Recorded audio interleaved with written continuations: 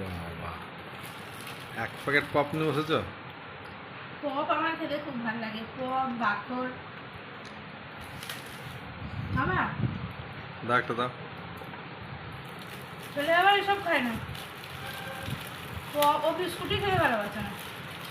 তা তুমি এখন এক প্যাকেট পপ খাবা? এখান থেকে সবাই খাবে কিন্তু। না, ও বাবাই যে খাই নেবে কিন্তু 2-3টে, আর আমি যেহেতু প্যাকেটটা হাতে আমি ভালোবাসি না।